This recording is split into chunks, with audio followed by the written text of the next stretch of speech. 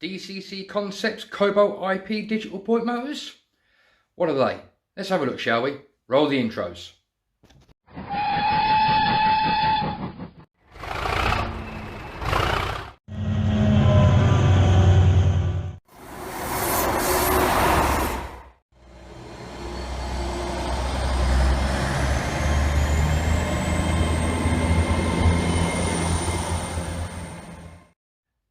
Hello and welcome back to Chelmswood Junction. I'm Peter. As the title states, we are today going to be looking at the DCC Concepts Cobalt IP digital point motors. What can they do? What can't they do? How do you install them? How do you program them? I'm going to take you step by step on how it's not how you should, but how I get my point motors ready for installation. So we're going to take you over the other side now, guys, get you in nice and close, or as close as we can, and we're going to have a look at the digital point motors. So like I said, guys, we're going to be taking a look at the DCC Concepts digital cobalt IP point motors. Now, this is the packaging that you get the cobalts in if you buy them singly. But you can also buy packs of 6, 12, and I also believe 24. And the boxes of the 12, 6, 12, 24, they come with, say for instance, you buy a pack of 12, you get 12 of these. That's not written on there, that's my writing. You get 12 of these, plus another little tiny box in the other point motors, and that contains all the sponge pads and packets of the bars, the tension rods and the screws. Now, in the single packet, what do you get? Well, you get straight away your destruction manual. You get a pack like that with the screws, the actual bar that does the point switching, and I'm not sure what this is called, but I would say this is for, like, you know, making the tension on the rods a bit more or a bit less, however much you need. And you also get the sticky pads that goes on top of the point motor like that. Now, with the cobalt IP motors, the new ones that you get, you've got this sticky here. Now, this is most important, guys. This is for switch wiring only. In the past, before DCC Concepts put this on, people were wiring their power into this, and it was blowing the point motor itself. So now DCC Concepts puts this label over where you shouldn't wire it in. Now, what are you going to need to put these point motors in?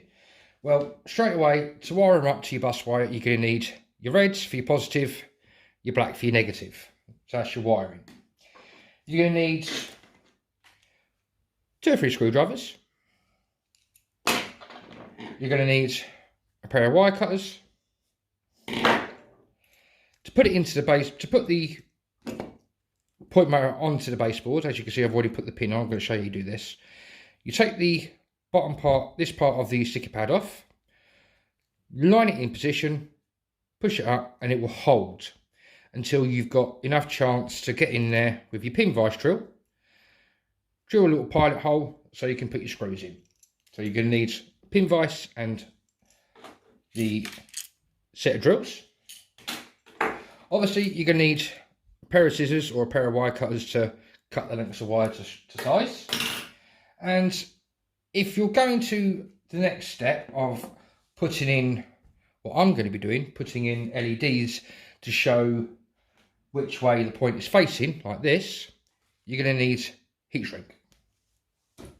So once you get the cobalt out of the box, all you need to do is grab a pack of these. I'll just quickly get these out, guys. He says, as you're going, guys, I don't do editing on my videos. Everything is raw. So there you get, there's your rods. What I call the tensioner. You get a small screw. I don't know if that's going to pick it up, guys. Get a small screw there. That attaches the rod to the point motor, and you get about 4 or 5 screws to fix the motor to the baseboards. At the moment, I don't need the screws, so we'll put these 5 screws away safe. Let's pop them over here for a minute. What you're going to need is, straight away, is your rods. And what I do is I put the rods into the top bit. I think this is the right way around you do it. You come along with your little tiny screw. And it is tiny, guys. Pop it into the top of the hole, and it will rest there for you, like that. Get yourself a screwdriver, he says. As you know, guys, I don't do editing on my videos, so what you see is what you get. Like I said, these very, very tiny screws, guys, and if you've got big fingers, it's not easy. Not easy at all.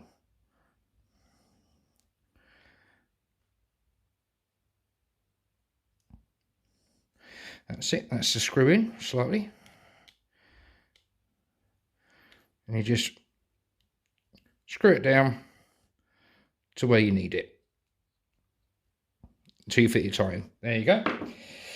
Then what I do is I get you the spacer. Now I always put this bit to the top, so it gives you that bit more. I always put it through, I'm not saying this is how you're supposed to do it, but this is how I do it. Put that into the middle and just slide it on like that. And straight away, there you go, that's that bit done. Now I'm going to go over to this one. Now once you've done that, you're going to need to look at your block of, I believe it's 8 terminals there, 8 or 9 terminals. So what you're going to need is, I've already got mine wired up and ready, your positive and negative wires.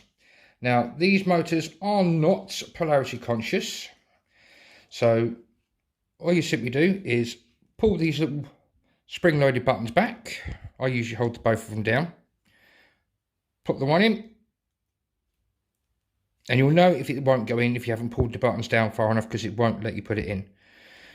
So you put them in, and there you go. As you can see, I'm holding it by my fingers, and it's nice and snug and happy in there. So what do you do once you've done that? Well, you then can go on to your DCC system, turn it on. Now, as you can see from this one, I've already programmed it, and these are already built with a centering system built in. Why, I don't know. It's probably to help you basically install the point motor when you're putting it in. But what I've done is that one's already been decentered. Comes like that. So what you need to do is, in your instructions, let me just find the right bit. Okay, there it is. You need this section here for deactivating self-centering. Now what the self-centering does is, you can use the point motor as it is and it will go throw left and right. But as soon as you turn the power off, and when you turn the power back on, the point motor will self-center. So you don't want, if you don't want that to happen, this is how you deactivate it. So what you need to do is you go onto your controller, which I'm using the NCE. Now it's so simple, guys. All you do is, on the bottom in the corner, there's a little switch. Put that to set. So you push it away from the actual point motor. So you put it into the set position. You then, on the NCE, or read your own DCC controller's instructions, but to do it on this one, all you simply do is select accessory, tap in 198 and enter. Then it asks you 1 or 2, so 1 will be that way or 2 will be that way. Just click 1, and then you have to do it again for a second time. So select accessory, 198, enter, and 1. It doesn't matter if you press 1 or 2. It really isn't an issue. Once you've done that, the instructions do tell you to turn the controller off for about 5 seconds. And then after 5 seconds, turn the power back on, put the motor to run. Now, what I do before I install the point motor is I'm now going to put it back to set, and I'm going to set it to the accessory address that I want it at. So I'm going to ask it to go select accessory 204, enter. Again, 1 or 2 to throw it, so I'm just going to press 1, and again select accessory 204, press enter, and 1 again. Then you put the switch back to run. Again, turn your power off for 5 seconds. Back on again.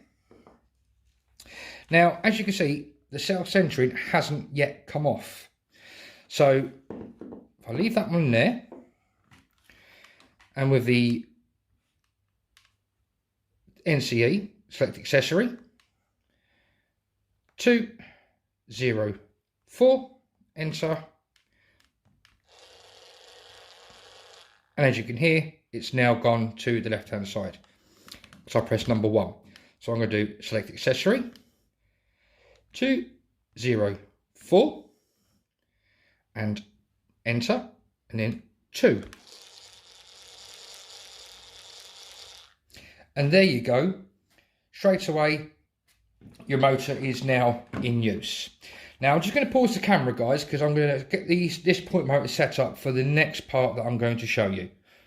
Be back in 2 seconds, guys.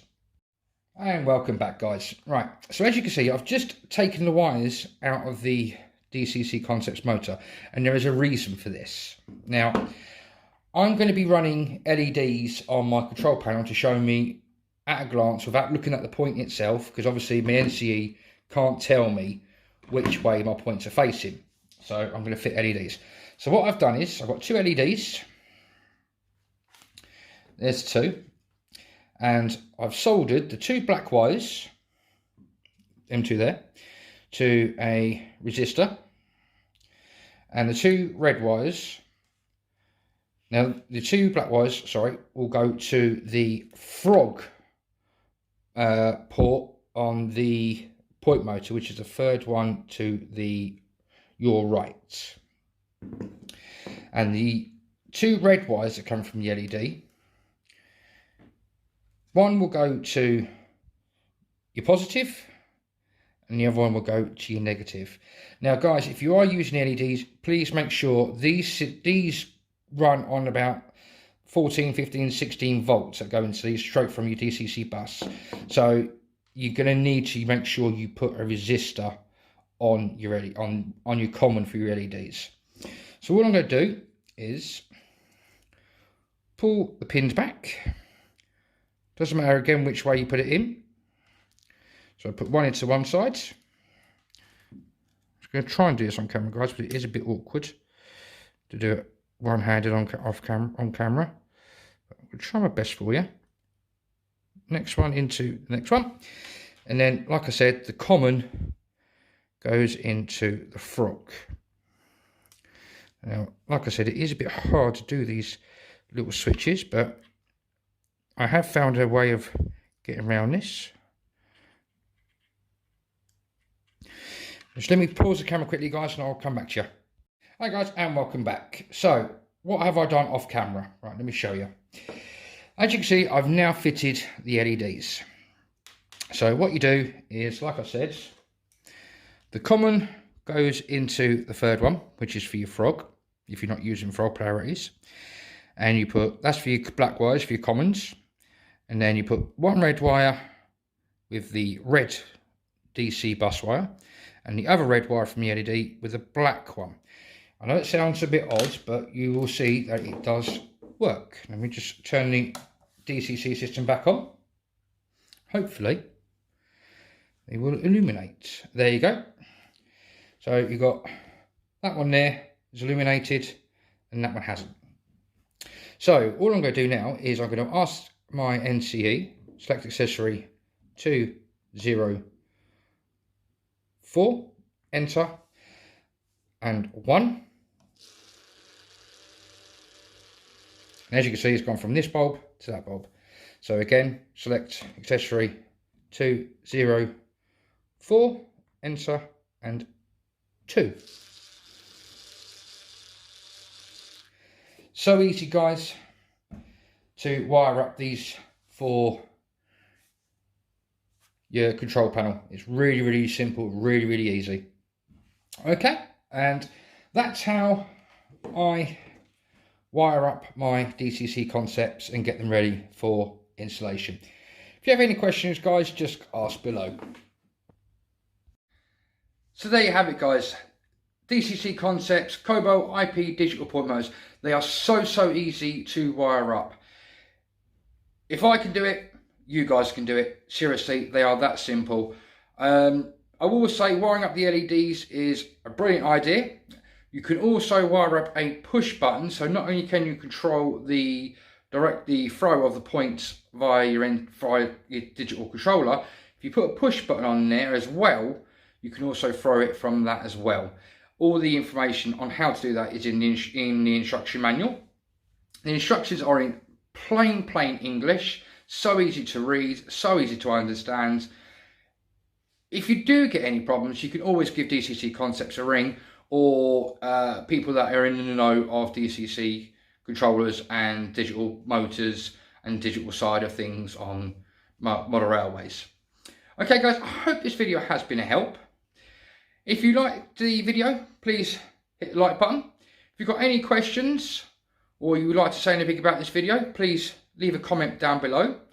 If you are not a subscriber, why not? Join the channel. It's growing very slowly and you will see me go from bare baseboards to a scenic, little by little, model railway.